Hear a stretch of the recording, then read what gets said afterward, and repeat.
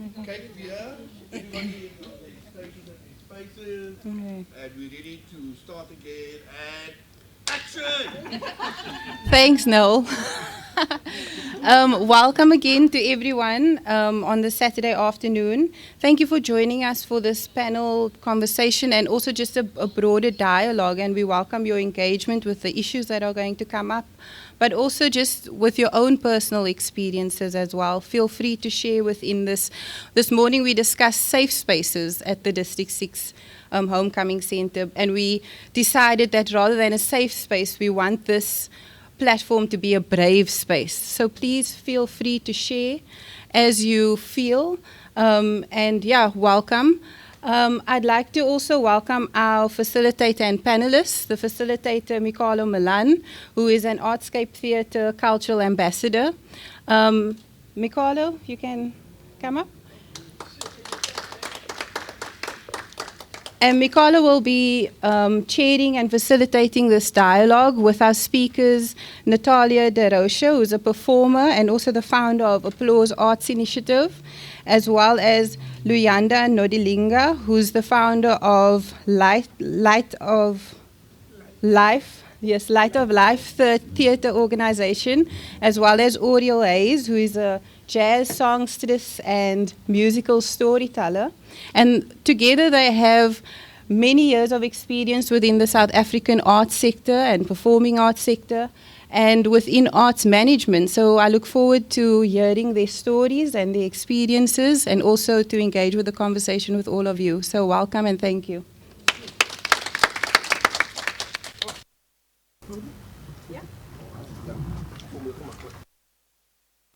All right, is this the microphone that I'm using?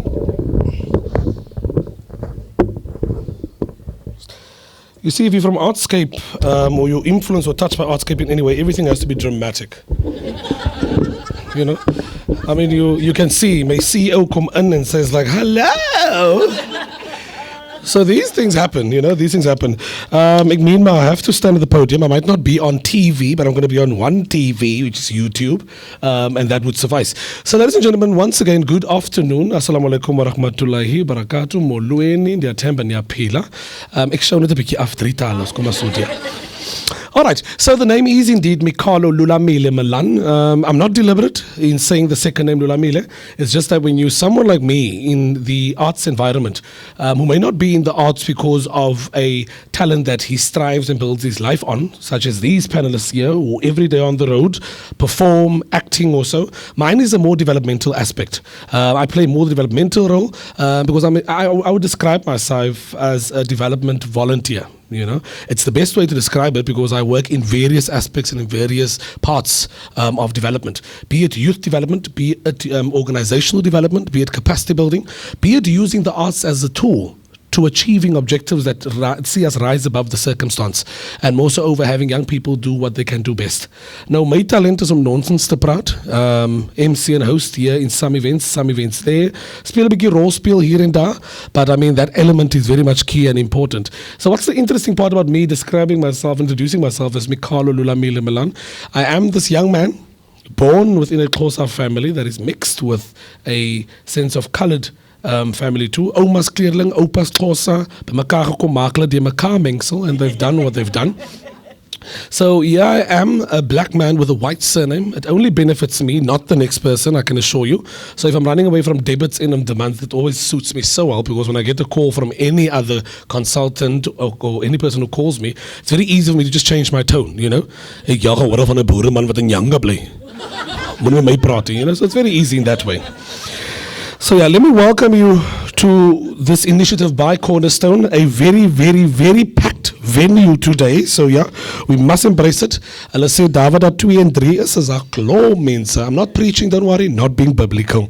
So indeed, the theme that we are under here, ladies and gentlemen, is one that is informed by the simple context of lessons and successes within the context of managing the arts in South Africa.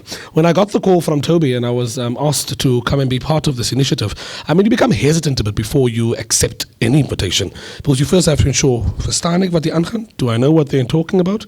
Is the engagement one that's clear. I think it's one of those themes that highlight or that bring together everything that we know and everything that we are part of. And it's important that it's broken down in those three spheres and three levels. And as I said to the panelists, I mean, it's clear. Lessons, what are these lessons that we've learned? In South Africa, that's the democracy is still young, 25 years of age. Its successes are clear and obvious. It's faced with its challenges. It combats a lot of challenges and tackles them selectively. However, not wanting to be vocal or protesting, in as much as I'm not an artist who earns a living through art, it still does not, just like the clothing sector, it still disregards the arts for what the arts is and the value that the arts has for all of our artists. Just recently we got back from France, Toulouse, and we learned that in France, 21 million euros is signed off just for arts alone, and nothing else at all. So we have to be critical of these things, and we have to engage these things. But I mean, part of a program like this, which says reclaim, reclaiming our communities, reclaiming our society, reclaiming who we are in thought and in thinking, but more so over, it's about reclaiming the key positions, reclaiming the key ideologies of those who played a pivotal role in a South Africa that has learned a lot of lessons within its lifetime, growing from apartheid years and having the arts as of at the forefront of many of the challenges that it found itself at that time.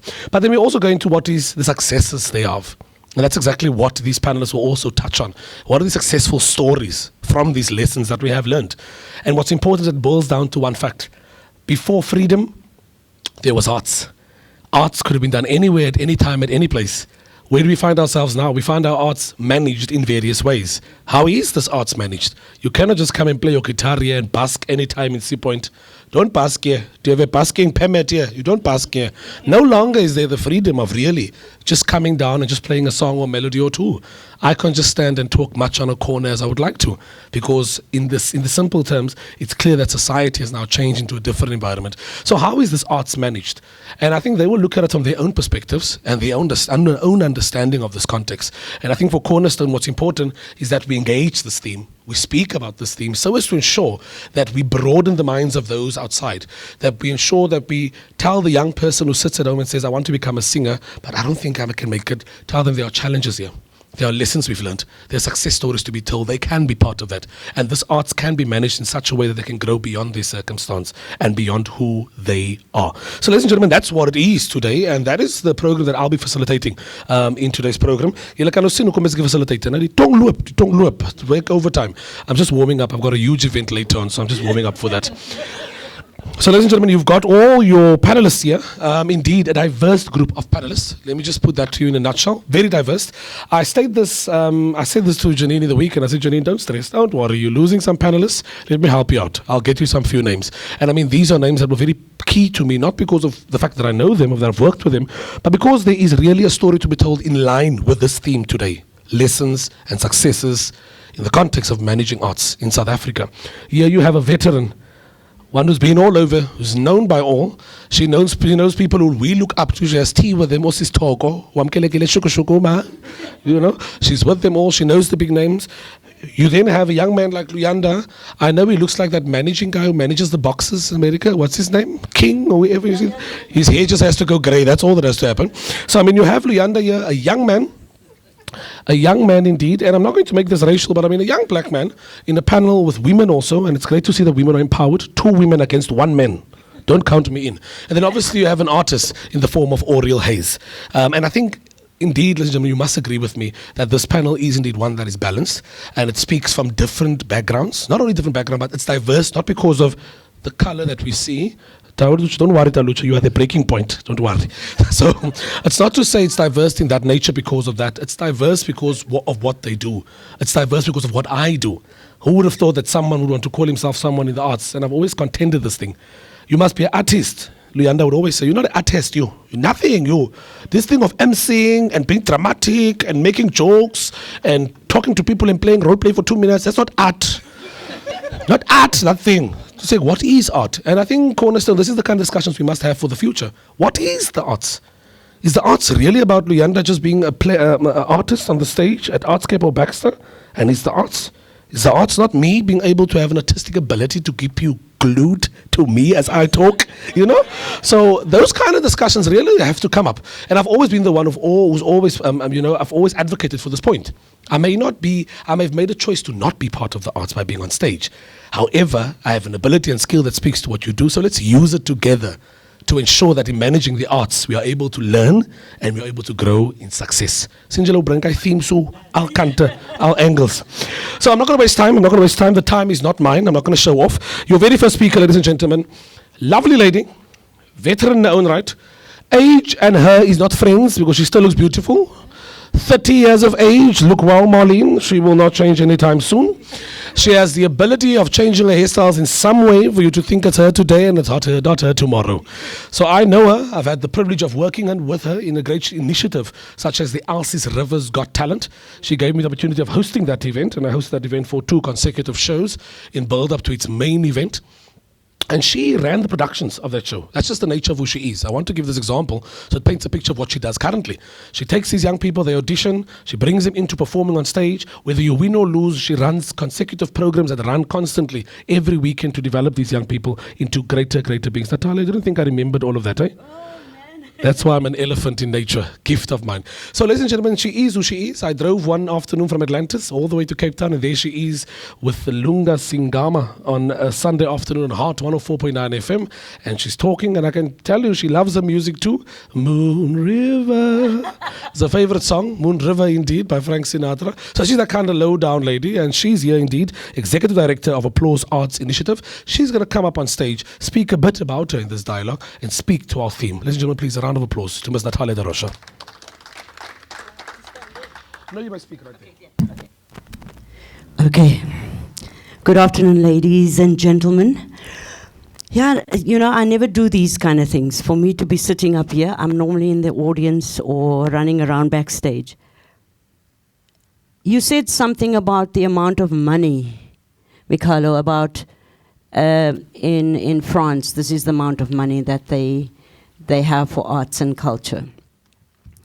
I had 2 artists in for Solo Africa Festival, and I had to say what amount I will pay them, otherwise they would not be allowed to come to South Africa.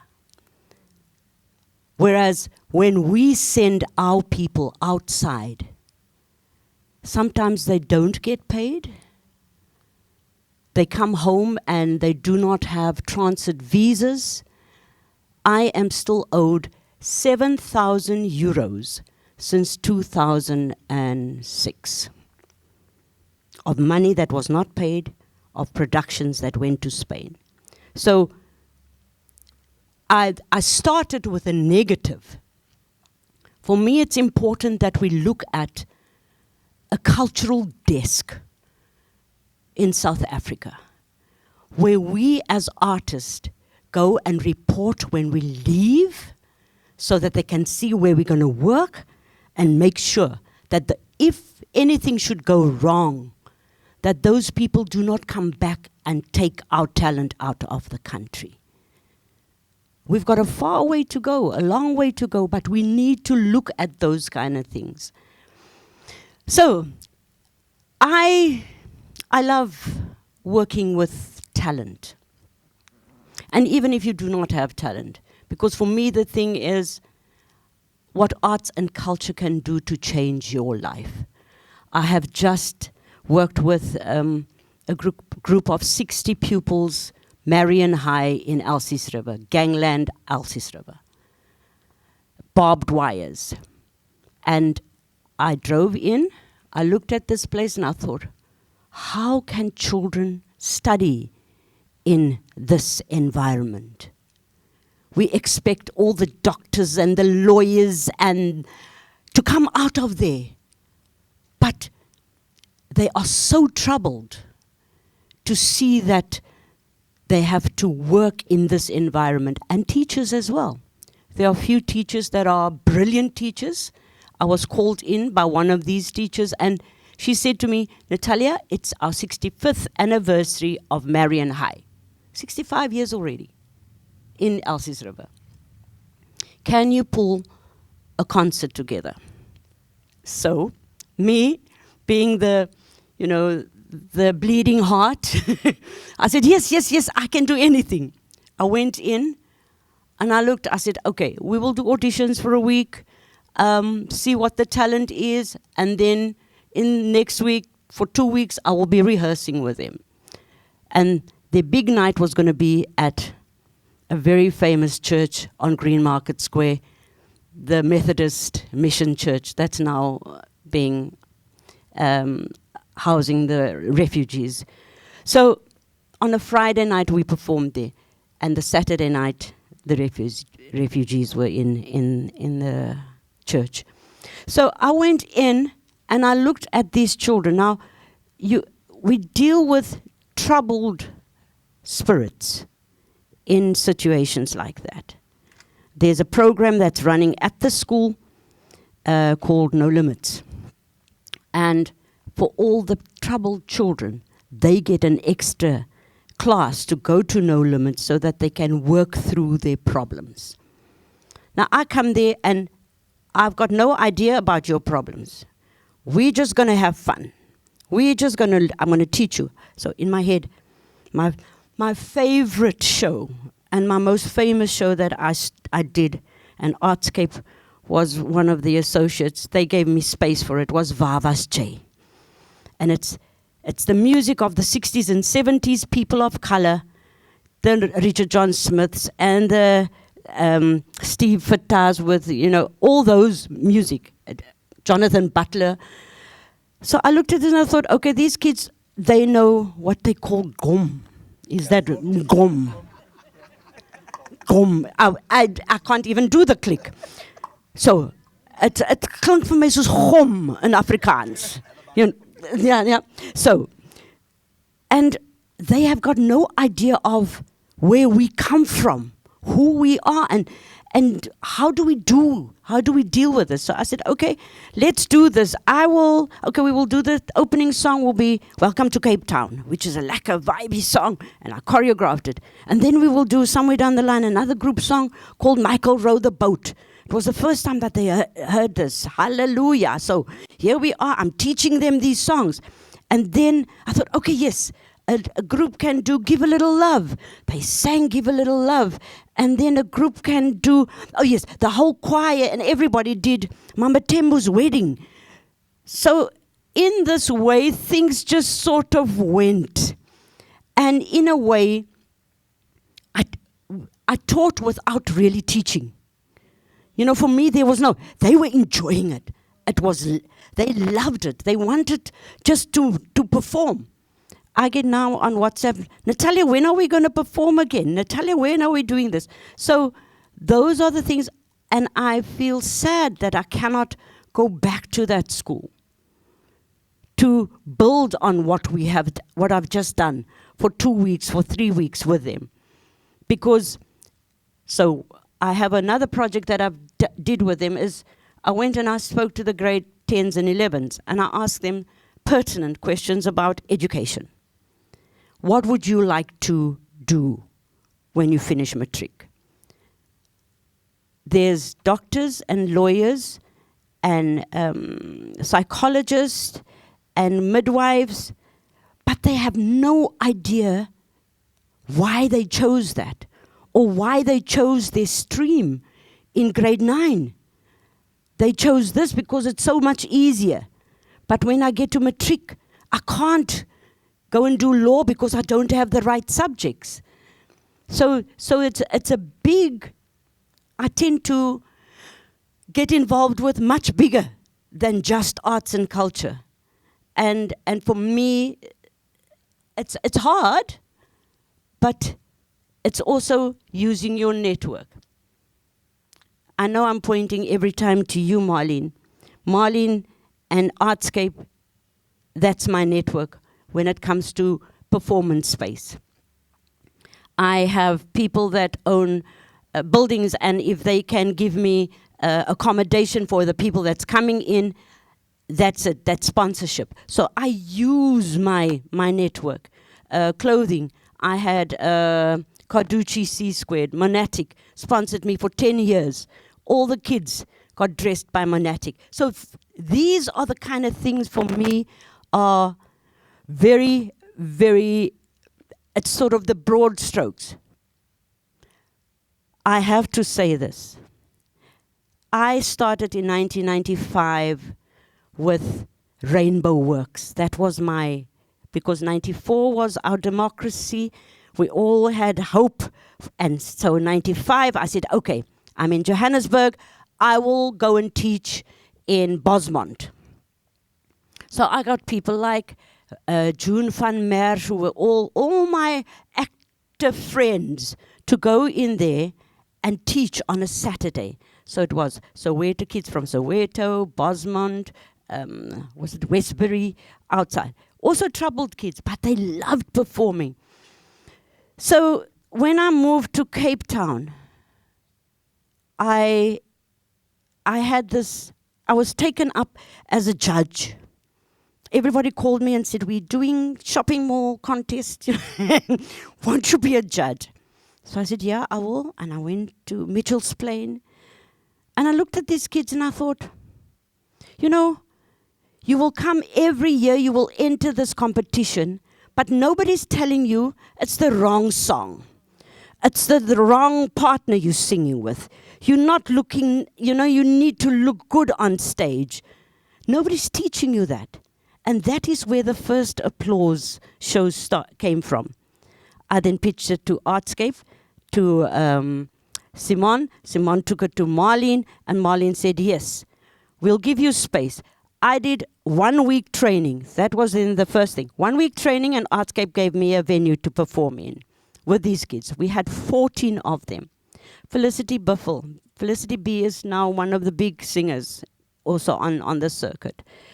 Southside, they out in Spain, they come in and out of South Africa. They tour most of the time. My daughter Talia, she's in Italy. She's now a solo artist, and she flies all over the world. Grant Perez as well. He's also a solo artist, and he's also outside of the country. So that training helped them during that time. And for me, we can do so much more. When it comes to funding, that's where it's a zero. You have to go with cap in hand. You're struggling to get money, to get funding for training, for shows, for productions. Our most recent one is Solo Africa, where we bring in international artists to come and tell solo stories, We, on our side in South Africa, we're telling our own story. I have my own personal story to tell, and the people that we train, we get them to tell their stories. Because in telling your story, you start healing. And you also start healing your people. So for 3 years, we have had no funding. Marlene has come on board as an associate with the venue. But it is a struggle. I always say to people, NGO, NPO, NPC, you can have it, yes, but the funding is non-existent. We do not even know about critical skills in our arts and culture, in our creative industry. We need to find out where we need to train to give them the skills and where we don't need to train. There's lots of community groups. How do we bring them under one umbrella where we can give them the necessary skills? So it's been a long haul. Applause started in 2002. What's it now? 17 years, Marlene. It's been a long walk. And freedom is not in sight yet. It's also the sad part of it is we are subsidizing, even with our little bit that we have, we are subsidizing development in this country. I think I'll leave it at that. All right. A round of applause to Miss Natalia Da Rosa. Thank you very much for that one, Natalia. very key message that comes out there, ladies and gentlemen, and I think it's one that speaks to a vital point. Are we really free? And the questions are, and speaks very much to our theme too. Is the art, although manageable, really succeeding? Although we've heard quite a few lessons that one can learn from the challenges faced by Ms. Darosha, and it's lessons that are key. Lessons that speak to the fact that within the circumstance of those who have nothing, who are young children, there is indeed opportunities of growth. There is indeed success stories that can be told out of what they are willing to provide and give towards our country. But I'm going to come back to you, Mr. Darosha. Ek is op die TV met full presenter, live on USA. So I'm going to come back to you, ma'am. I'm going to move to the next panelist, ladies and gentlemen. I was going to say Kwatinta Bafazi, Kwatinta Bogoto, but then again, let me not be that way, Let me let it flow in that way, because we don't want a reality where now I'm being told that, hey, yabona cultural, you're not doing the right thing. So, ladies and gentlemen, an honor I have of knowing this gentleman, very much personally so. A true reflection of what is great. A true reflection of that lesson that you spoke about, Ms. Darosha, about how there's nothing and you become something. Elder to me, I still call him Uncle Luyanda, which in our language is obviously Taluja or Put Luyanda. A great story to be told, one I'm not going to tell myself, that he will tell himself. We met on a youth program known as the High Schools Program. It's a youth initiative aimed at building holistic leadership via capacity building workshops with the aim of creating and bringing about young leaders from different schools to help them create initiatives and programs to tackle and the social challenges that we face in and around our schools. So, ladies and gentlemen, he's all the way from Kraaifontein. Don't say Kraaifontein anymore. It's Kraaifontein. He's from Kraaifontein, that one township and settlement, informal settlement area that has a lot of famous places. France. What other places are there? Country places. France. I mean, someone asked me, Carlo, where are you off to? I want the taxi going to Barcelona. Barcelona.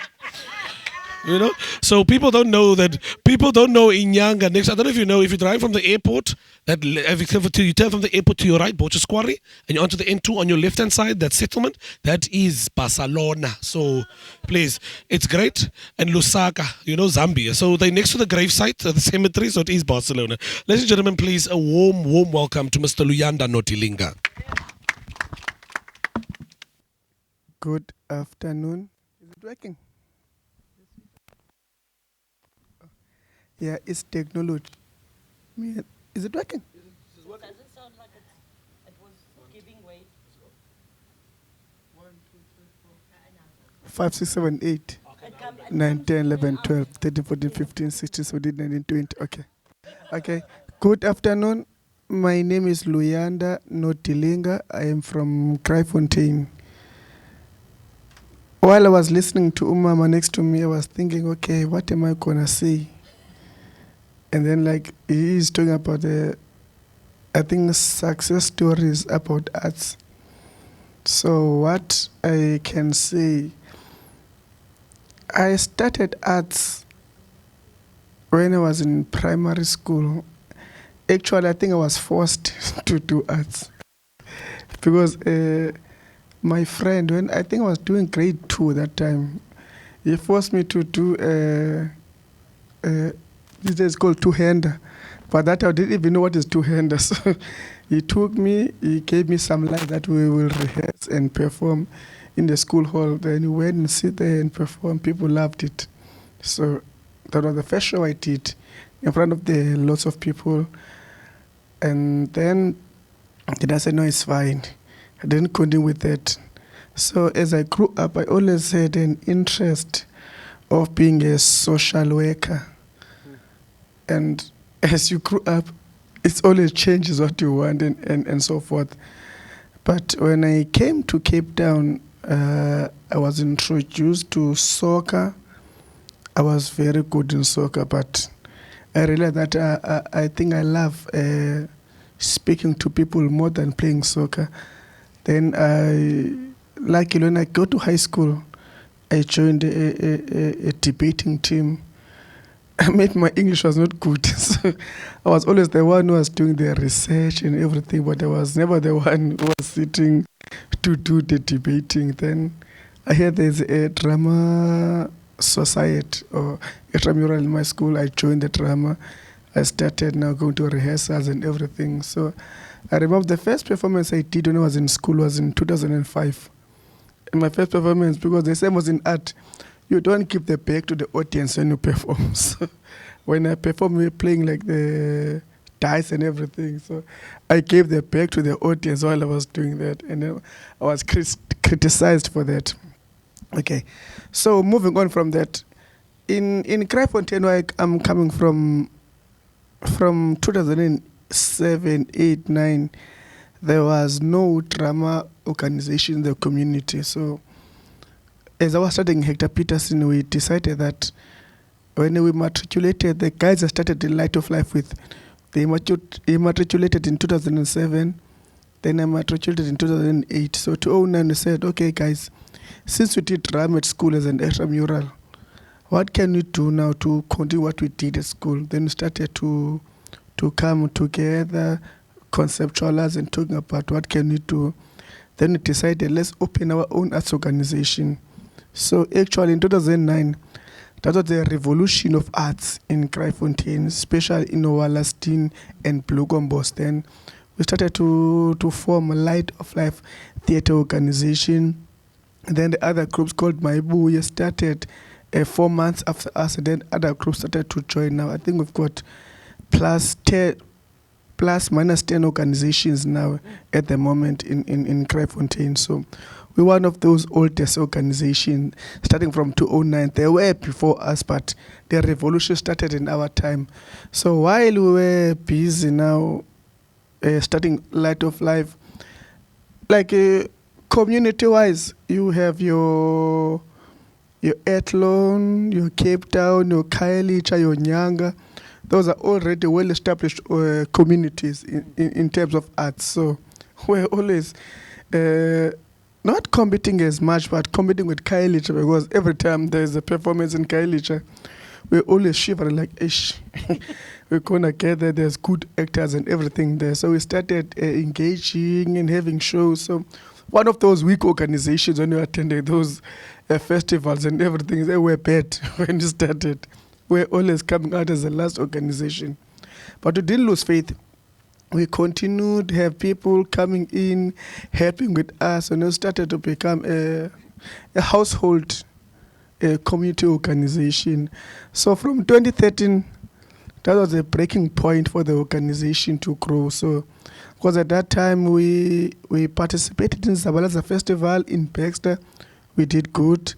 Then we managed also to go to Artscape to be part of the high school drama festival. So the first time we entered Artscape High School Drama Festival, we won the festival. So we were so excited, like, okay, we can do this thing, because we always must, when we're at school, we always must know there's one performance that every year that you need to look up to, because you need to go to perform in August in Artscape High School Drama Festival. I think that's the festival that launched lots of the artists, especially in Cape Town, because when you perform in Artscape in that festival, it gives you a platform to look more where to grow and everything. So first time we entered, we won the festival. Then we started now to continue going to Artscape, going to Zabalaza Festival in Baxter, grew the organization.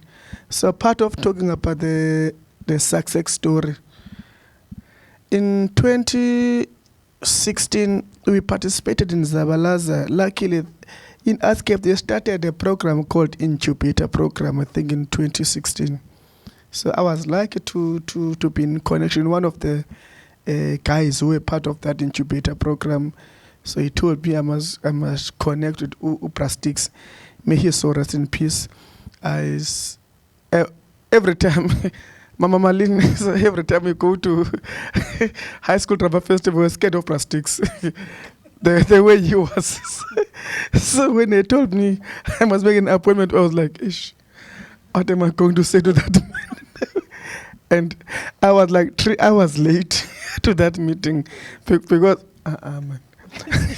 So when I go there, actually, Metro Rail, obvious is got the good story about Metro Rail, like delaying and stopping in the process. So the train stops at not Quebec, at Quebec. So from Koeberg, I had to walk from Koeberg, Salt River, Woodstock, and Cape Town. So I walked there. So when I get to Artscape, Prastix was already out of the office. I saw him getting out on the wheelchair, coming out of the space. I'm like, hey, Xolo Tata, I was coming to see. No. I said 1 o'clock. Now it's 3 o'clock. I'm going home. So I had to reschedule it. When I was scared of him already, I rescheduled him. Then I made time I spoke with him. He said, no, it's fine. We're going to open the call in July for the incubator. Then I came. We sent our details. Then we were called for the interviews. We're part of the incubator program.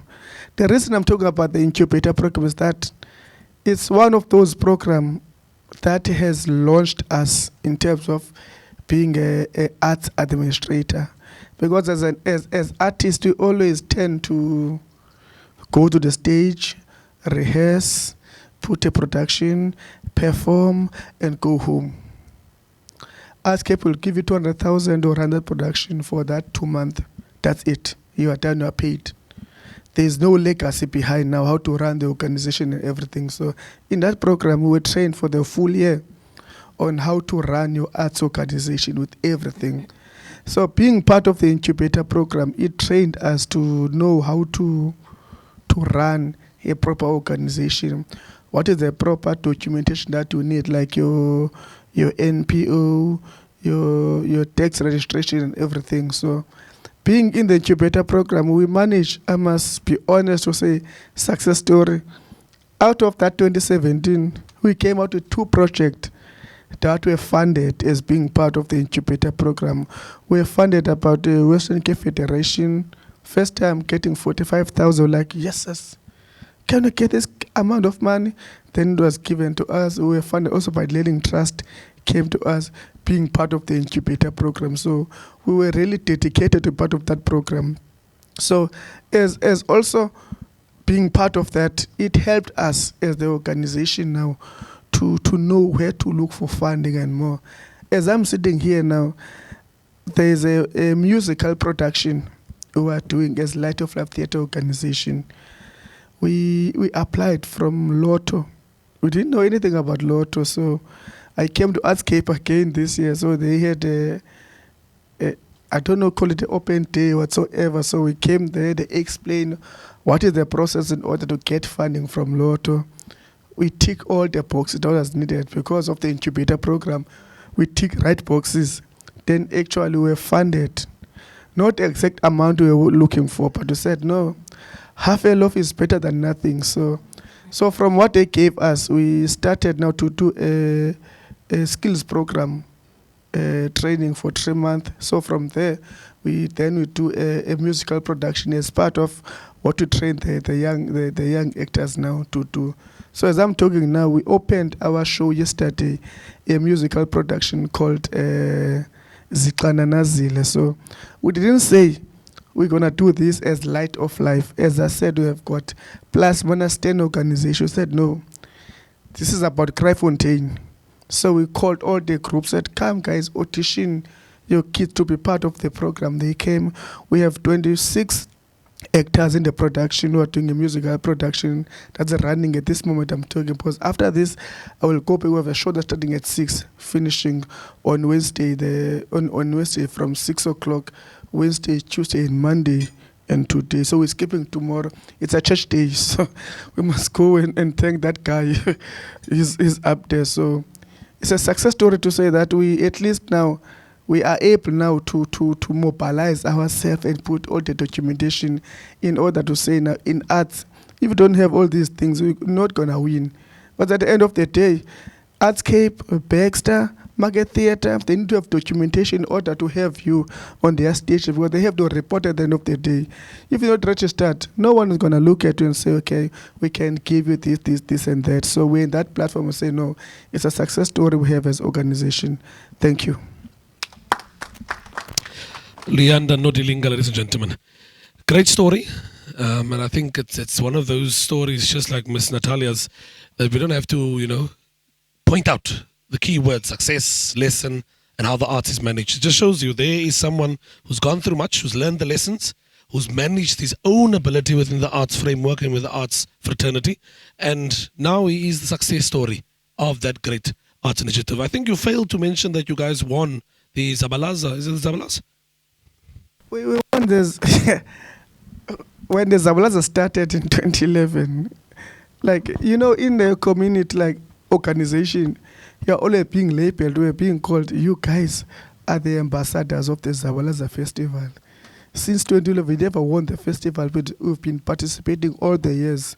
So 2019 was the actual a break year for us. We won the Zabalaza, and we're the first organization to win Zabalaza Festival, and then we were taken out of the province to perform in the Free State. They call it Freestad Fairs Festival. It's an Afrikaans festival. So we're taken there by Baxter Theatre to perform there. So it's a very huge success story that we can talk about. So they enjoy themselves. Luckily, I was not part of the cast because we had two productions. And on that, what you are saying, we entered the two productions. And both of those productions were nominated as the best production at the Zabalaza Festival. So we're like, okay, if the system doesn't win, then Ukuwa is gonna win. So there were two of us in one category. Said no, if one is losing, definitely one is winning. Then we won with the Ukuwa Gwengaba. So we're taken there. So now the big chance now is for us, as I said, to work more, to go now to Grahamstown Festival. We have done Baxter, we have done Artscape, we have done Market Theatre. So now we need to do state theatre. Actually, want to do all the big theatres in South Africa. Want to go now to Grahamstown National Festival. But next year, raining or winding. Is it winning? Winding. Go to Artscape again, put a production there. So those spaces are for us to utilize as young people. Thank you. Thank you very much. A round of applause to Leandro Tilinga. Marlene, I hope you get the hint, so don't even try it next year. Spaces all for Light of Life. Spaces all. I mean, if we don't give it to Light of Life, where will we get Light for Life? So let's just ensure that happens. Do you now see why he says I'm not arts and he's arts? Because he wants to manage my talent of being a host and a what in order for me to recognize as arts. I see this thing.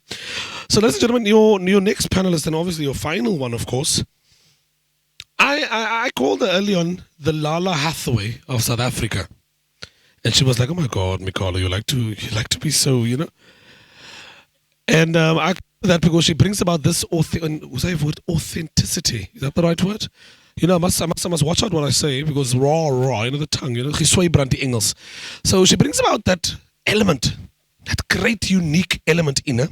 So lucky, Marlene and Stephen. So she brings about this great element in her, and it's something admirable. I watched the first music video on SABC3 each and every time, and the song comes on, turn up the volume, I love you to death, And I'm like, yeah, it is my number, how van die number P4 speel om Amaka. And then she hit the stage of one of our former legendary artists who's passed on. May his soul rest in peace, Moses Taiwa Mulelekwa. I know I'm young, but I love his music. A pianist of note. She headlined his stage, indeed, on a Friday evening, if I'm correct, my memory serves me right, at the Cape Town International Jazz Festival. And there was Oriel Hayes performing and doing what she does best. But ladies and gentlemen, she hasn't stopped working on her 6th album. Her music is indeed used to advocate, for a lot of initiatives in South Africa, more so over social justice. But she also advocates for TLC and those with Alzheimer's. They're very near to her heart. And she's been with me to Toulouse, France. Both of them, actually. We both went to Toulouse, France. We both went, Mama Marlene. So, I mean, she was there and she made South Africa proud. I think we all did. We sang, we collaborated. We performed in a very, very old Catholic church in France, a chapelle. No longer a chapelle, but they drink in the chapelle and they party in the chapelle. No need to worry. It's one of those X-Men scenery churches where everything is broken, demolished, but it has this jam vibe. There's music, there's seating, there's everything. So trust us as South Africans who are jet lagged to sleep first for 5 hours before we performed. And people are like coming in thinking we're part of the artwork. As a do it, leave her, as a do it. Ladies and gentlemen, I present to you none other than a lady who's also been nominated for much of her music too in many, many different categories. Down to earth and beautiful. elegant and eloquence. Sorry, Ma'am Natalia, you two are beautiful. You know I'm exaggerating now. Please, ladies and gentlemen. Ek wil nie 'n pak slaker in die jy as ek so oud is. Sê dis vir my is elegant and eloquency. So I don't want to get a hiding, Ma'am Natalia de la Rosa. So indeed, here we go, ladies and gentlemen. Please, a warm welcome to Miss Oriel Hayes. Sorry. It's interesting because my journey is so similar and so different from yours. My mother always said to me, "Girlie, you are in the wrong profession. You should have been a therapist." And the reason why she says that, and I think all of my friends know this about me, I mean, even if you take me to a gay club and I have a little toppy in me, I will be in a corner there talking to someone and my notebook will be out and I will be writing. I was very privileged to be part of this Reclaiming Agency event from the beginning. And what struck me yesterday, because we watched My Dear Children, and I said to Noah when it was finished, I ran out because I know I needed to cry. And of course, have a little cigarette. And then as soon as I got home, I started writing. I found music, or music found me very late in life. And I wasn't part of the church. I'm very much a loner, to be quite honest. And it has made my journey a lot harder. I would like to think that's one of the reasons why my voice sounds the way it does, why I am able to articulate things the way I do. Interestingly enough, it has been individuals that have shaped my journey. I would speak to Noel Daniels over there that has opened my eyes to a lot of very interesting people and social justice causes. So I've always been very influenced by the individual, not by the group. When it comes to me in a group setting, I'm usually the one that is talking to everyone in the corner by themselves, making sure that they're okay. That's my strength. I'm very good with one-on-one and finding their stories and then sharing it with music. And the one thing that was very profound that was said to me was by Zakes Mda. So I wrote this song called In My Lover's Bed. Very, very personal. And when I write music, I send it to people I trust first. There you go. Listen to the song. These people know me so well that even if I use the same chord structure, they will say, "Keki, that sounds no." Don't do that. And you can't write a song where you're whistling all the time. Stop it. So I sent this song to him. And I was very nervous because that was one of the songs that was very emotional to write. And then he said something to me which really changed everything. He said to me, my darling, if you can't tell your own story and be honest about your own story, how can you tell the stories of others? And so now I do consider myself as a musical storyteller. And the reason why I mentioned the importance of this initiative by Cornerstone was that I sort of realized there are so many different ways that you can reclaim yourself, your power, there are different ways that you can do that. Everyone here, my friends and a lady I would like to get to know better, their journeys are so unique and they have had the privilege of being groomed. And so I speak for the loner out there. I speak for the little weirdo, because that's what I am, and I know that there are so many people who are on the fringes. And so when I engage with them, the only thing I'm interested in is like, "Hey man, let's talk," It's always a bonus if there's whiskey, but we'll settle for water.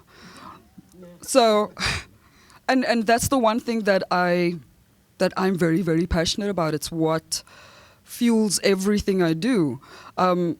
When someone, I think I mentioned it in a bit of writing, that every artist, you have to know what success feels like. So sure, you can go and read my biography, and yes, it is impressive, but what does that mean? When I sit and I do something, whether it is a show, whether I make money or not, and I know that's one of the things we have to speak about. The only thing that goes through my mind always is, how true am I being to the person sitting in front of me? How true am I being in reflecting what it is they are saying? And if I can walk away from any experience, any show, and know that I have been true in the sharing of my story, their story, and the music, then I have been successful. I'm very passionate about TLC Alzheimer's homes out in Sedgefield, because again, that is something that has shifted the way that I look at the world. We all have problems with our parents, you know. Some of us still, daddy and mommy issues. But the minute that I was in that space, I realized, yeah, there's a point at which you have to step back and you have to really see people. That was the big lesson, because people who have Alzheimer's no longer know who they are. They are stuck somewhere. And so if you step into that space with that pain that you carry because you can't let go of that person, you're not seeing this person who they are right now. And that, again, that was something that shifted my thinking, is that when someone is in front of me, even though, let's say, I've known them for years, can I see who they are right now in this second? Can I cut off whatever past was there and then tell that story? So that's when I engage with, and I do mentor some of the kids, and I would then refer them to the panelists over here, and I say, you know what, if you want those answers, brah, go and Google. Do it. But if you're sitting in front of me, I want to know who you are. I want to know why you want to get up and sing, why you want to get up and write. Are you doing it because you want to look quiet? Are you doing it for validation? And I have turned away students I have turned them away. I was like, no, man, go. I'm not interested in having a conversation with you, because if there's no depth, then what am I doing? You know, then go and have fun and sing and use music for something else, because I know I was a very, very shy child. I was very, very sheltered. Like I said, music came to me very, very late, so I take it very seriously. It's a calling. So if I'm going to engage with someone, we are going to go deep and we're going to go dark. So that no matter what happens to you in this artistic field, you're able to cope. You're able to cope. Yeah, thank you. Miss Oriel Hayes, ladies and gentlemen. You know, and every time when I see her, I always make the effort of not just saying Oriel or Ariel, you know. I make it a point of being like, Oriel, how are you? Are you okay? Are you good? So that's our Oriel Hayes, ladies and gentlemen, a talent right here from Cape Town, South Africa. Passionate about what she does. And I think what's also significant about the successful things about art and about how the management thereof is that this panel is people who have succeeded and done great and done well, but have not forgotten their roots, have not forgotten where they come from, and are still passionate about the grassroots issues of our society, passionate about the challenges that many, many young people and any other person in society faces. So this is why I said this is a diverse panel, ladies and gentlemen. You can clearly tell from what we have. So I'm not going to waste any further time. I'm going to move over into the circle and to getting any questions from the floor or engagements to the panel. I've noted a hand right at the back.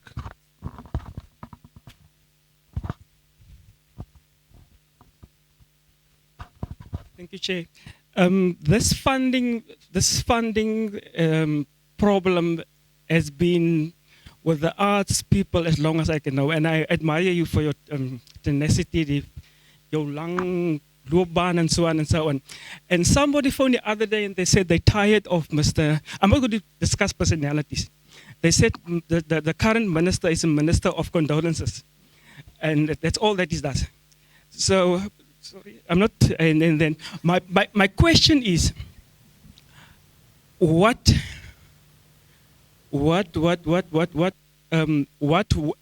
way can we challenge the status quo and say, you know what, for too long have we been lamenting, ons het gehuil, ons het protest and wat ook al and so on, and it fell on deaf ears.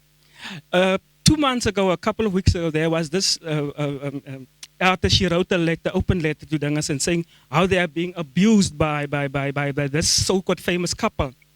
And this guy, and they were in exile with the people. And they came back and they black, and they treat them worse than the apartheid sorry people treat them, with, as far as money is concerned. So my question is, what more can we do to once and for all address this funding crisis of the arts? That's number one. Number two is, Mr. Chair, met jou toestemming, kan jy vir my sê in die verre verlede, jy miskien 'n gemeenskaplike voorouder met die beroemde Dr. Daniel van Malan. Ek los dit daar. All right, my word. All right, that's indeed the. Kijk, Malan is nou niet die voordeel, maar ik weet niet, misschien moet ik het opzoek doen en navraag doen.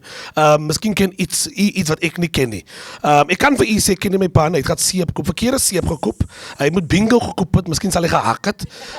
Maar toen koop hij nou surf en he's been surfing all the way. So, misschien gaat Yves mij helpen met iets. So there's one aspect that comes up, and that's a key one. So let me go over to you panelists, in as much as I want to also engage that point.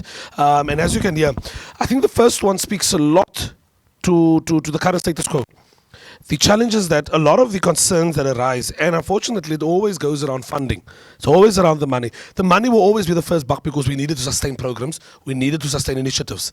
I think the first debate was clear in the past. It was always that have programs, sustain yourselves. Yeah. You are sustaining yourselves now, but however, the finance still becomes a challenge. And there's a clear indication, I mean, with Vatis Wandaga going out there, speaking vocally about the treatment and how artists are treated. Dit is wat medical benefits, but okay. No, we take ook. And as an advocacy, that's why I'm here. I'm a law student also, so I must advocate for these things in future. But panelists, on this issue, how do we come together? And how do we build a path that is different and alternative that finds us fixing this concern around finance? Okay, I was on the commission for 3 years, once. And as a group, it was the first time that they had all NGO, people that have been in arts and culture and running their own companies. Okay, so we looked at what they were giving 5 and 10,000 rand to groups. What can you do with 5 and 10,000 rand? You can do absolutely nothing. We came in and said 30,000 should be the minimum that you can give them for a project if it's a small company, if that's what they want. So I would say that we need to push for more funding in as arts and culture in that way.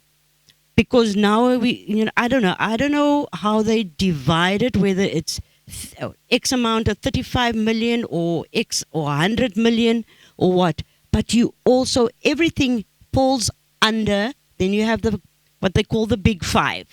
The big five, I don't know if they're still around, but the big five, the opera and the ballet and the orchestra and I don't know, whatever it is, they get 50% or more of that funding. And then there's a very little for community development, for all the other organizations. So you cannot ask for 150 or 200,000 rand for a project. You cannot. You won't get it. So what we've got to ask for is that they make that money more. Yes, the opera is there. Yes, the ballet is there. Yes, the orchestra is there. They do need funding. What we've got to find out, is we need more for grassroots training. For when we're talking about funding is not. I mean, for the 19 years, I think I got 70,000 rand from the Western Cape. Maybe 100,000 rand all in all from the Western Cape. 19 years. The other money came from my husband's pocket. So how do we, because we believe in what we do, we will do it for nothing, but there comes a time when you need to pay your rent, you need to have petrol in your tank, the electricity and stuff like that. Those are all things that we teach our children. When I do, how do you put a budget together? for yourself. First, put a budget together for yourself.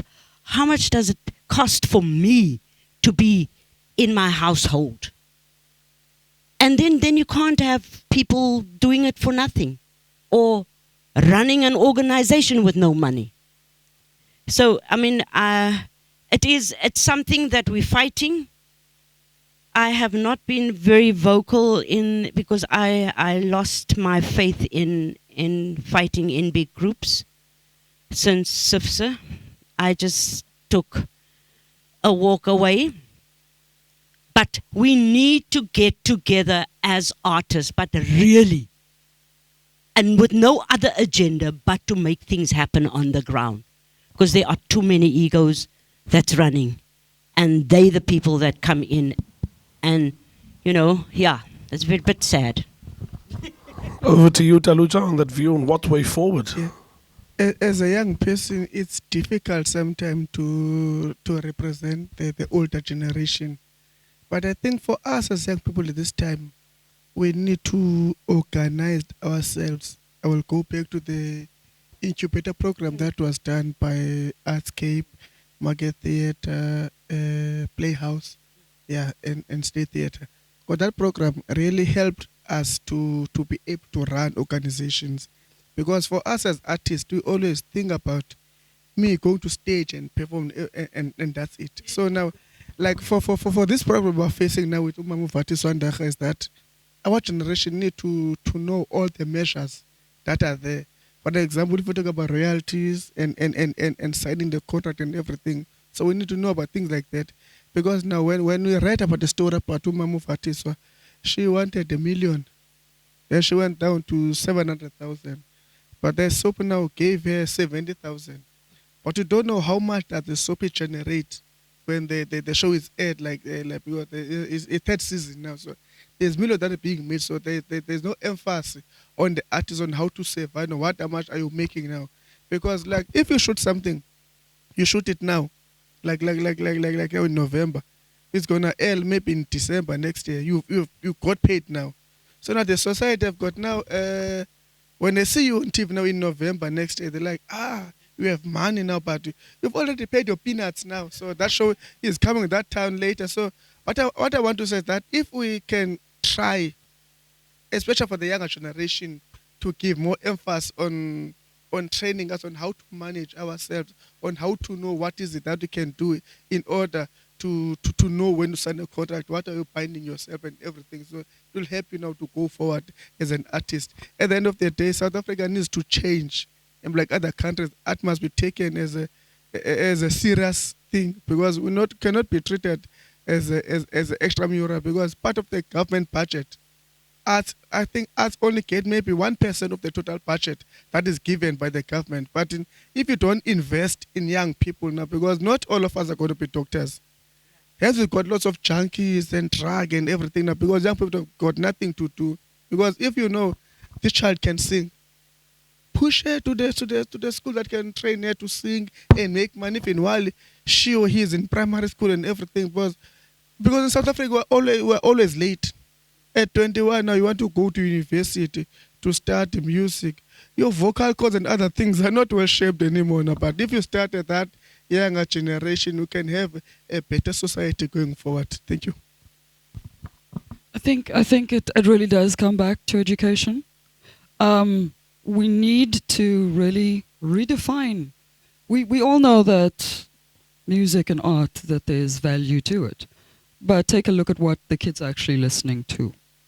So you need to ask them, what is this music that you're listening to? You need to link it. You need to give it greater value.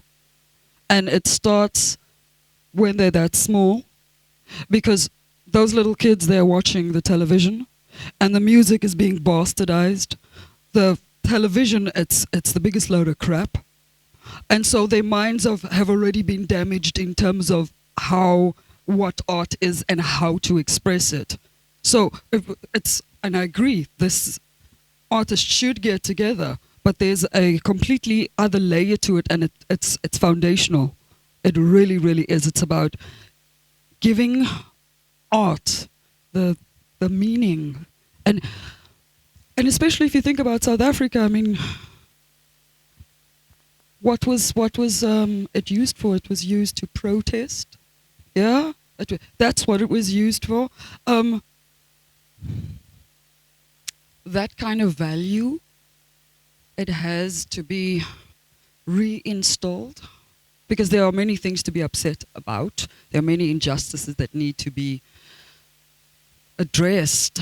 But again, for me, it is about education and saying, like, okay, that's the crap music you listen to, and we're going to show you the magic of it.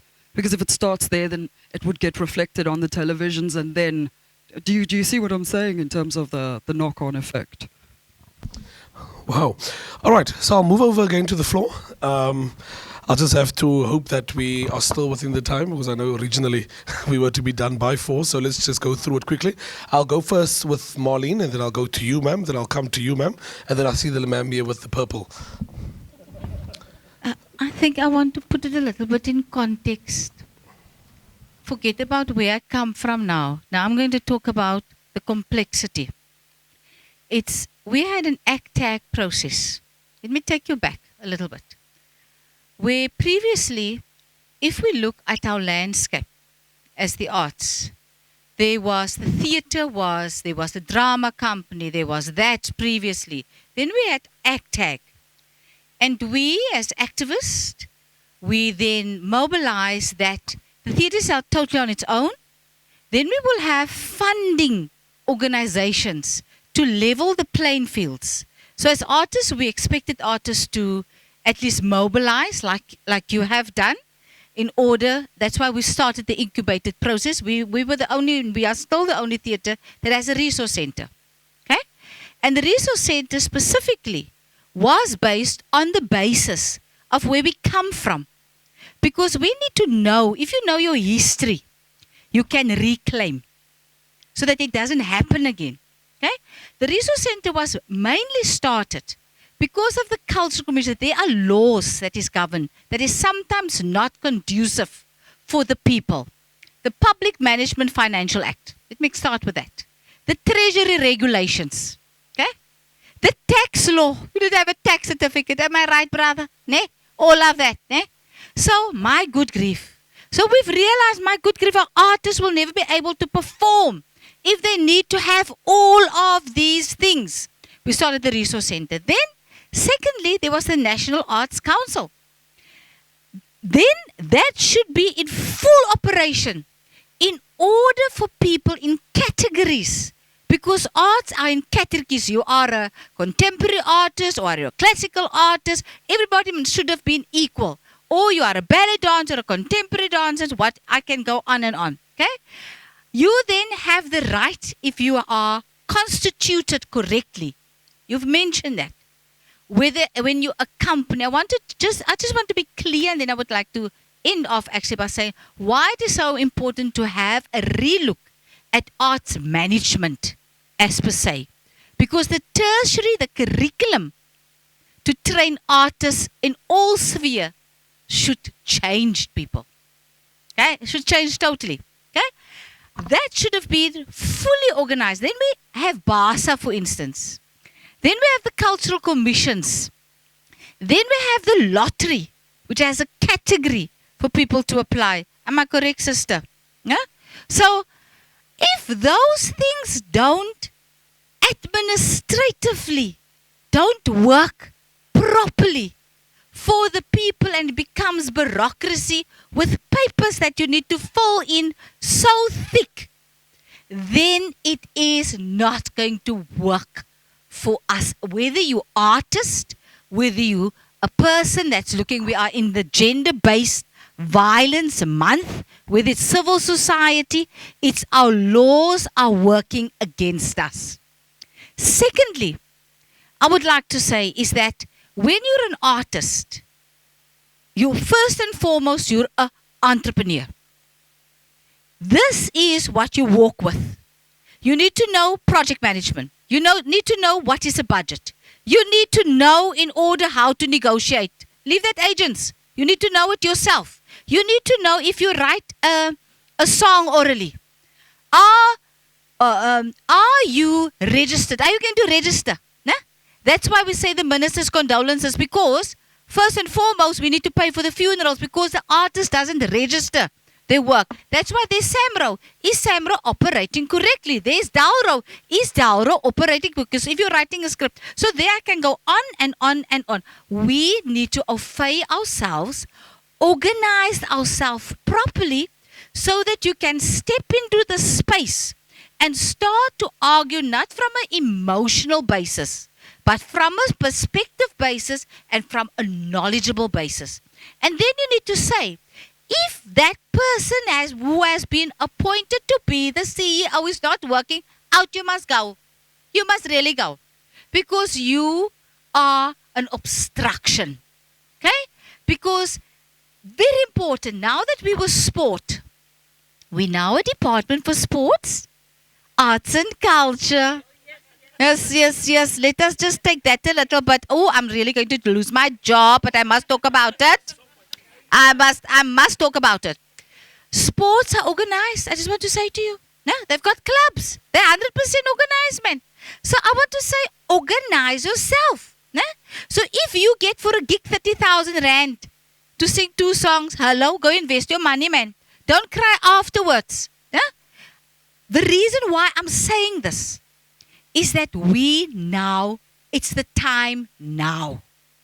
We need to say to Natalia, we have failed you.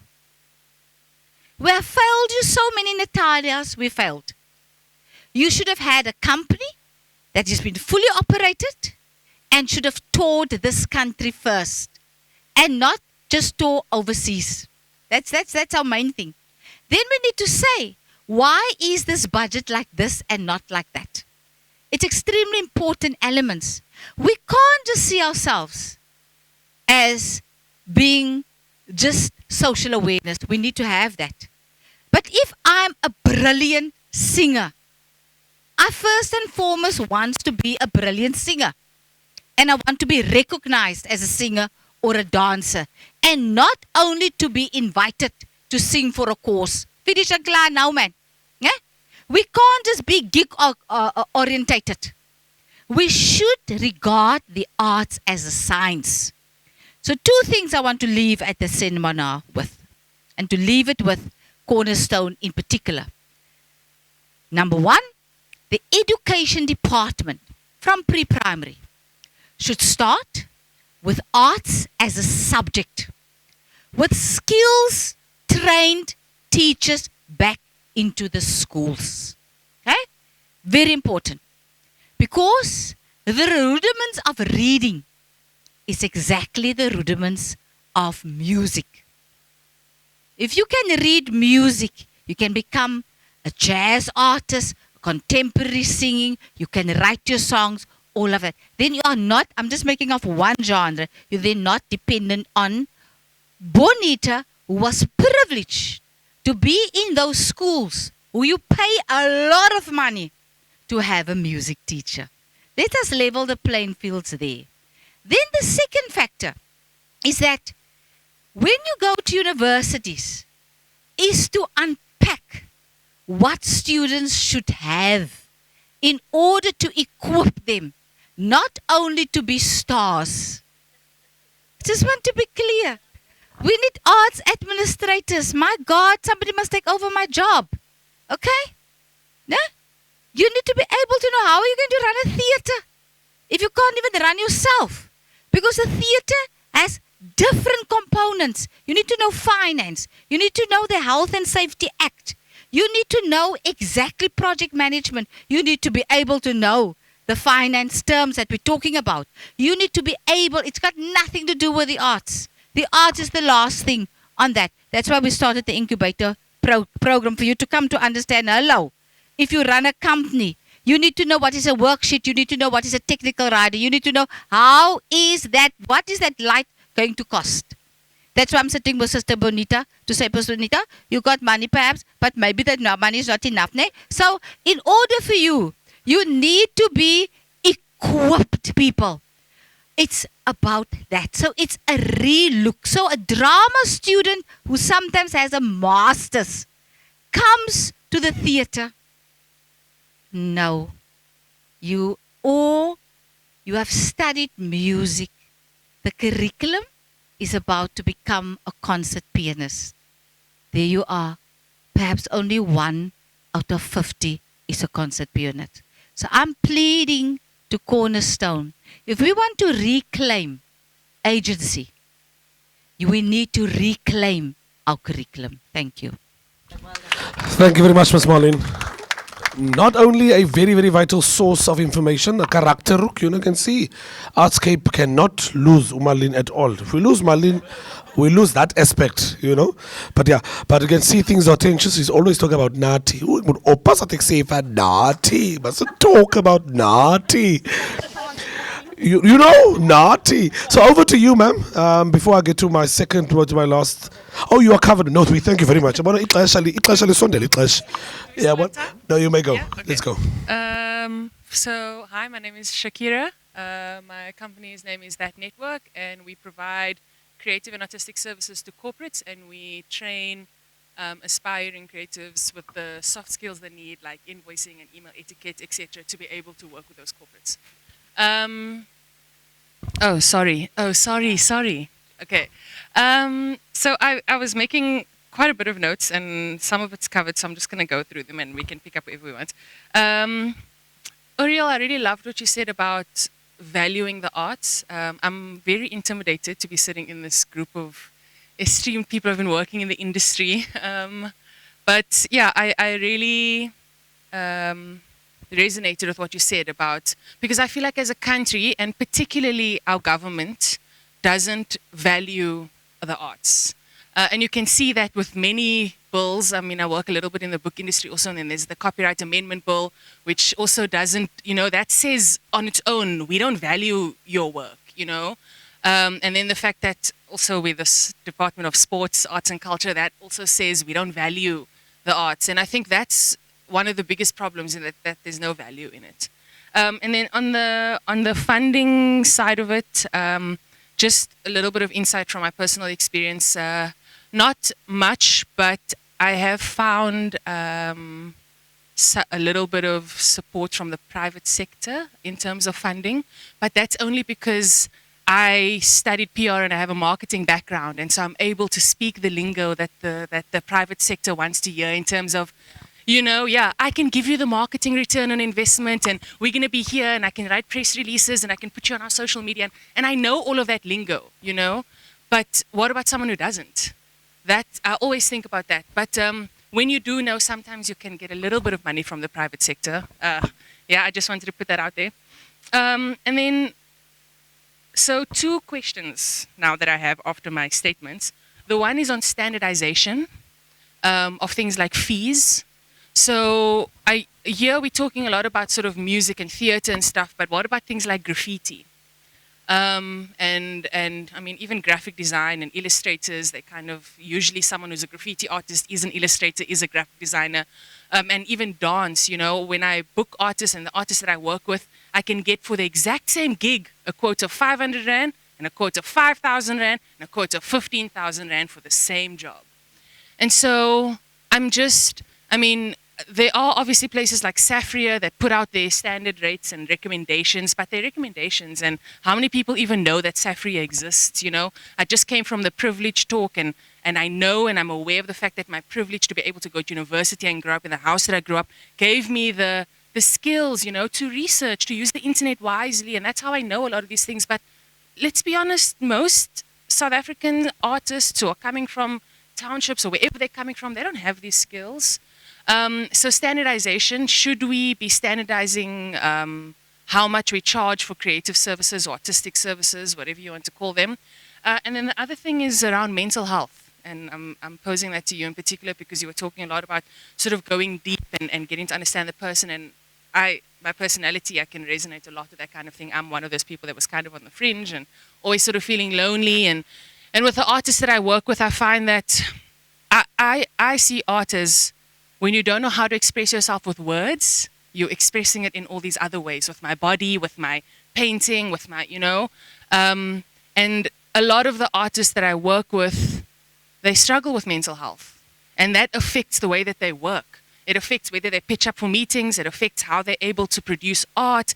It affects a lot of these things because artists generally are emotional, and that's why they need this other outlet that's not language. And so just sort of in your experience, how you navigated mental health and art, and then the standardization around pricing question. Thank you very much. All right. No, she's covered. She's very much covered. The standardization. Oriel, would you like to go on the mental one quickly? Renee said she's covered. She said she's covered, yes. She's very much covered. Yeah, this is just the responses, and then I'm wrapping it up. Yeah, you see, this thing of not being in order, Okay. members, it's very wrong. This thing is very wrong. You know, members, please do us a favor, Honorable Noel, don't exert power because this is your initiative. Don't exert power. Don't worry. Yeah, ek het 'n spring queen om na toe te ras op Okay. Athlone Stadium. So yeah, So De La Rosa. standardization, it's not that easy to standardize fees. Okay. For me, the thing that is why I brought up, we need a skills audit in our industry. Because some of us are trained and some of us are untrained. So how do you standardize that? You know, and this is something, and Marlene touched on it. When you teach performers at university, you've got to give them more information as to when they go out. It's not just being on stage and stuff like that. You must know how to put an invoice together. You must know how to quote. You must know about your fee. That's why I said, do a budget. My first class I give is put a budget together. So then it comes out to 3,000 Rand a month that I need to earn. So where do you get that 15,000 Rand that you thumb suck to save for a performance? You know, so those are the kind of things that, so standardization, it's difficult. We need definitely a skills audit. Oh, you know, the thing with mental health is it's a joke, and I think we can all attest to this. We are generally thought of as people with problems. You know what I mean? And on the one hand, it allows you to get away with certain things. You can use it to your advantage, but the cliches and the jokes around mental health, it's really not funny. Within my group, I know, again, everything comes back to education. I'm sorry, everything comes back to education. And if we can educate people to say, this is what mental health or a lack of mental health looks like. Let's say, for example, in an artist, in a dancer, if we know what to look for, then we are better able to deal with it. But many creatives really get away. They don't even get diagnosed because it's, hey man, that's just, that's just who she is kind of thing. And that's deeply problematic. And then the only outlet is your work. And people look at your work and they're like, oh my goodness, it's so great. And then you get positive reinforcement for something that is incredibly painful. And that is the biggest problem there. Or I think it's, again, I bring back something that Seksanda said to me, and it does come back to discipline. I'll be very quick. When I first started writing music, I wrote a song every day for 2 years because I wanted to get into the discipline of being able to write. So now if I sit with someone, I can write a song just like that, just because I have trained myself to do that. So if we, again, I'm sorry, it's all about education. So that when people do have problems, there are resources, there are places, there are people that can help them. And so that people are not in such pain that is the only way that they can express it. Yeah. For the standardization, yeah, English and myself, water and oil. Yeah, I think For me, it's a good thing that you are advocating for. We need to have a standard, because you are told you are immediate, you are semi-professional and professional, so there must be a bracket where you all fall to, so that it helps us to know that, okay, if I'm at this level, this is where I'm supposed to be getting. I'm at this level, this is where I'm supposed to be getting, and there. So that it also on education, on the CV that you have. If let's say you have a degree from University of Cape Town or Wits, it must have something to say also on what you are getting now as an artist, and also the experience that you have, so that you can have a point you want to reach as artists. Say, no, when I'm at that point, I know this is what I'm supposed to be getting. And also, when you talk about standardization, you always base it more on the performance of artists. We forget about the management of the arts. Because as I'm sitting here, I'm one of the people who run the Light of Life Theatre organization. So when you have project and everything, so when you talk about, let's say, payments and everything, so the people who run the office and everything, who write the proposals, are the least people who are expected to get a bigger incentives, rather those who are performing on the stage. Forgetting that we are the ones who are sweating. I'm an artist, but I have to change the gears now and go to the office and sit in front of the computer and check and do the paperwork and everything. So now when the money is there, the first thing that comes to mind, okay, we have a project. We're going to pay artistic director this, actors this and this and that. They forget that there's people, the administrators behind who have been working for this thing. Because now you end up saying, okay, is it worth now to just to be an arts manager now? Because now, you know, if you're an artist, say, okay, let's put it like it's a 3.5 that must get a week. 3.5 times 4 is something else. They will say, no, as an office worker, no, 10,000 that will be getting a month. And then now these people are giving them 3.5 a week. You're like, okay, I've done all the hard work and everything now. I'm only getting 10,000. But all these artists are giving them 15,000 for a month. So those are things that we need also to look into when we talk about standardization, so that we put measures so that the people working in the office are also, what do you call it? Yeah.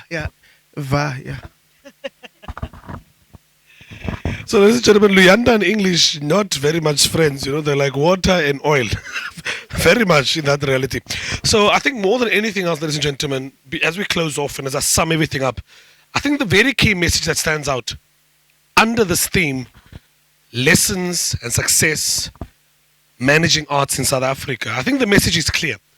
The message says, in as much as we have arts, in as much as there's lessons and success stories to be told of how arts has brought us to freedom, how arts has played a pivotal role in telling the stories of our people through the horn of Hugh Masekela, through the clicks of Miriam Makeba, through the trombone of Jonas Ngwangwa, the saxophone of Winston Mankunkungozi. You see, I'm 27, but I know my jazz, you know, so yeah. So, I mean, these stories to be told, great actors, Vatu Swandag, Bonge, all of them together, the question still remains. Is the arts industry an industry that is organized?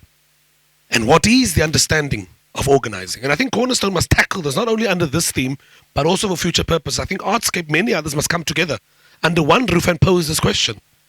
The arts in an unorganized, complex society of South Africa. The arts in a complex society in South Africa. Unorganized arts. They will probably ask, what are you trying to say? We are unorganized. We'll then break it down. We'll then take it there. So I think it brings about a very much key point. And I think, Luyanda, you and Light of Life are on the right path there.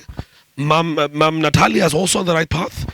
But something must be missing. We have the companies, we have the initiatives, we have the NGOs. What are we missing? You know? And in regards to funding, what will it take? We played a pivotal part in telling the story of our struggles in South Africa, because that's how it went abroad. That's how Hugh Masekela met Miles Davis. That's how Nina Simone met Miriam Makeba in France. How do we then come together and protest in a great form as artists and say, let's just put down, let's tool down everything. Not only me and you in Artscape, generations, Ikazi, the Queen, Steven Delan, Amo. Let us all down tool and let's see what production will play in 2020 when we all are not there now in 2019. Let us see what will happen and who will watch TV screens when we are not there. Because we sustain the lives of people. We tell the stories. Why are we then the most taken for granted? You see, Tanuja, I don't have art much, but you need me to advocate these issues. You need me to advocate. So thank you very much, ladies and gentlemen. I think we must thank Cornerstone for giving us this opportunity, to engage, but more so over to draw the important storyline and link. When I sent Sandisiwe my ed-op, I raised a very key point to her. I said it was important for me to know that the lessons that we learn is that there is struggles in our society. However, there is no way that you can be an artist and not have anything around you. There's no way you can be a singer, no way you can be a sportsman, no way you can be an events organizer, no way you can be anything without being holistic. And what is being holistic?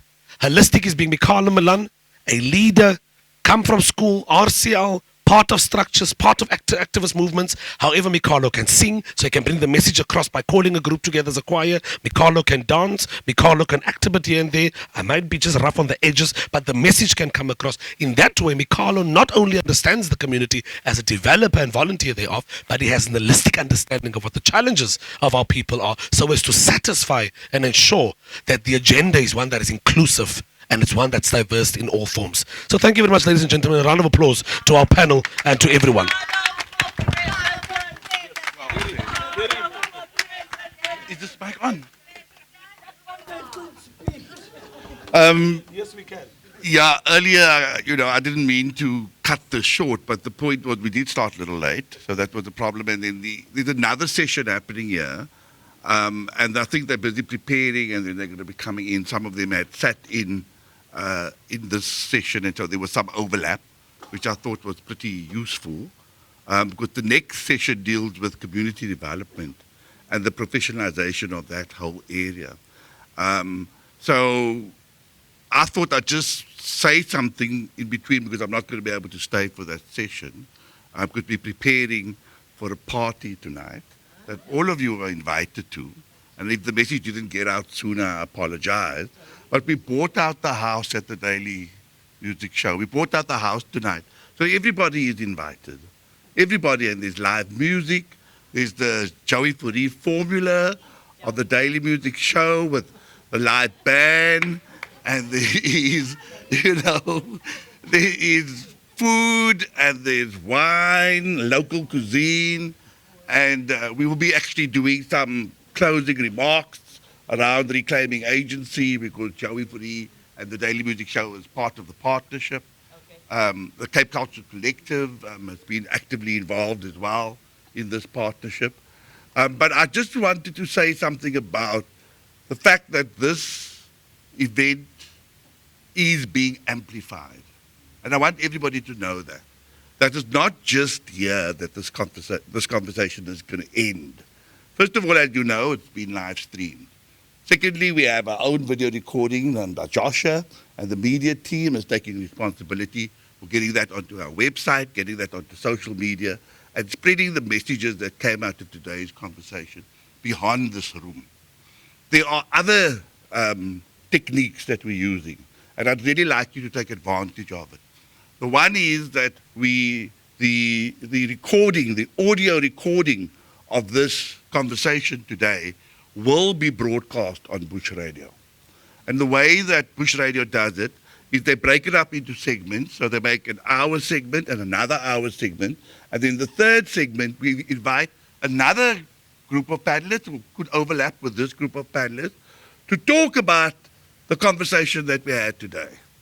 So that in that way, we're hoping to make this exponential. It's a mathematics term of saying how we wanted to grow at a rapid rate, to get it out there. But there's also another partner in the group, and that's the Argus, the Cape Argus.